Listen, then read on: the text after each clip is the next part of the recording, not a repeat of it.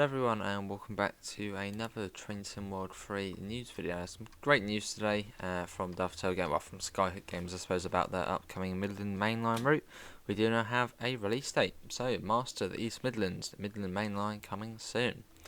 Midland Mainline is almost here. Skyhook Games' next Train Sim World 3 route will arrive, drumroll, on April the 18th with a trinity of British cities to travel between. Hit high speeds in a variant of the iconic Class 43 HST, that being the VP185, and learn new traction altogether with the introduction of the Class 158, and that's going to be the Cummins engine, or should be the Cummins engine. And you can pre-order on Steam, 10% off. Let's see, if you're new to Midland Mainline, be sure to check out our details from the April roadmap, so check out the video. New colours, new sights and new sounds all arrive on the Midland Mainline courtesy of partner program developer and art outsourcing studio Skyhook Games, who have worked on bringing a popular variant of a much loved railway icon to Train Sim World, as well as a unit that's brand new to the game. Right, let's see. Midland Mainline sees the colourful stagecoach colours of East Midlands trains run the rail across this region, depicting the operator from around 2019. This livery, seen across the nation for a number of other similarly owned train operating companies, also mirrored that seen on countless bus fleets throughout the UK. I suppose one of the main other operators which you sort of see the EMT livery-ish on is South West Trains. So I'm thinking if they have East Midlands trains, then maybe they have South West Trains as well. Fingers crossed. Right, here we go. Class 158.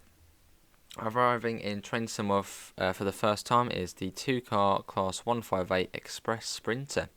The diesel multiple unit runs in and around its birthplace in Train Sim World 3, having been produced by British Rail Engineering's limited Derby Litchchurch Lane works between 89 and 92.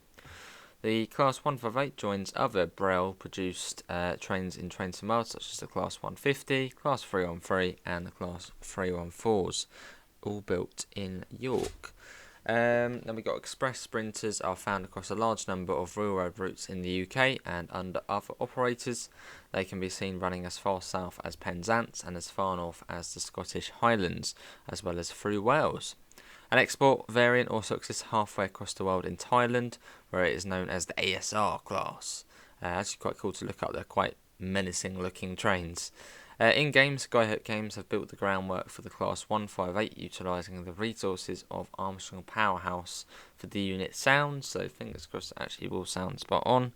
Like the Class 323 from the Cross City, the unit will also have a working GSMR. Well, I wouldn't say fully working, but a somewhat working GSMR, where you can just turn it on and it tells you what the head code is.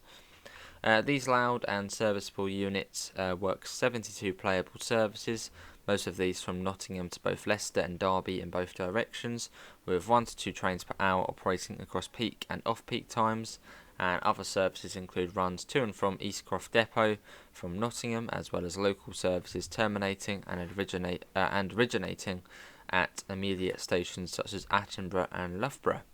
Terminating at Attenborough and Loughborough.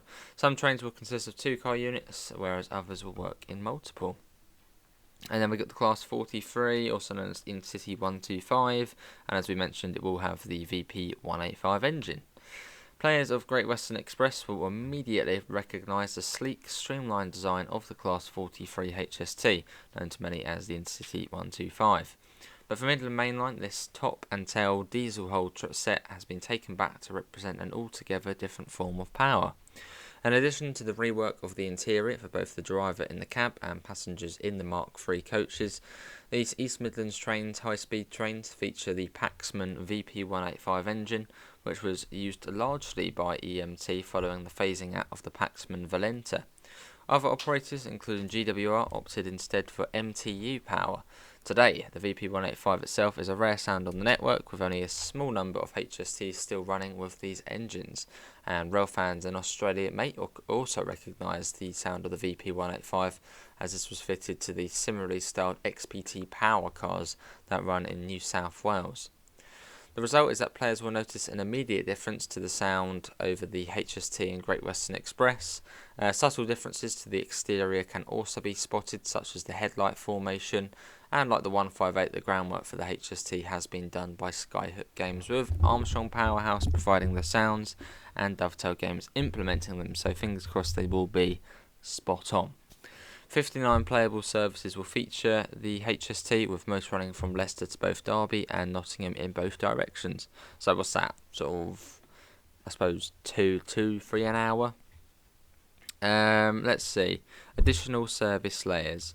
In addition to services using both routes and native units, players with Northern Transpennine will be able to make use of a Class 45 running a return rail tour, and the Class 66 railhead treatment train will feature 5 playable services.